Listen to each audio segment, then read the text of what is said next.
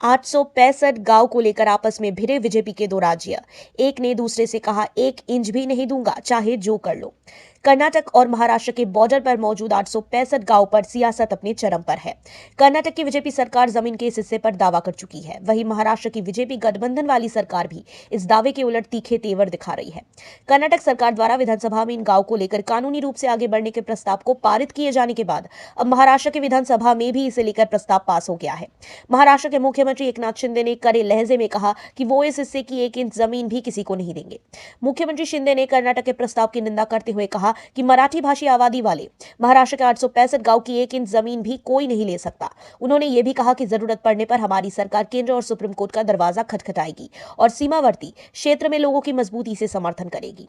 मुख्यमंत्री शिंदे ने कहा, इस बॉर्डर इलाके में मराठी लोग रहते हैं, ये महाराष्ट्र का अभिन्न अंग है। हम बेलगाम, निप्पनी, कारावार, विदार और भलकी समेत 865 गांव की 1 इंच जमीन भी नहीं देंगे। कर्नाटक को इस मसले पर चुनौती नहीं देना चाहिए। इस मुद्दे पर सीमावर्ती इलाके के लोगों को न्याय दिलाने के लिए कानूनी तरीके से लड़ने या जो कुछ करने की जरूरत पड़ेगी सरकार करेगी। जरूरत पड़ने पर हम सुप्रीम कोर्ट या केंद्र सरकार से संपर्क करेंगे। शिंदे ने मुंबई को केंद्र प्रशासित प्रदेश बनाने के कर्नाटक के मंत्री की मांग पर कहा, एक बयान आया है, मैं बयान की निंदा करता हूं। मुंबई केवल महाराष्ट्र और उसके लोगों की है, किसी और की नहीं। ये हमें 105 शहीदों की कुर्बानी देकर मिली है। ऐसा बयान किसी को नहीं देना चाहिए। हम उनके द्वारा किए गए बयान की निंदा करते हैं। शिंदे ने काउंसिल में बोलते हुए सीमावर्ती क्षेत्र के लिए कई अलग अलग योजनाओं के बारे में बताया और कहा कि राज्य सरकार वहां रहने वाले लोगों के साथ मजबूती से खड़ी रहेगी।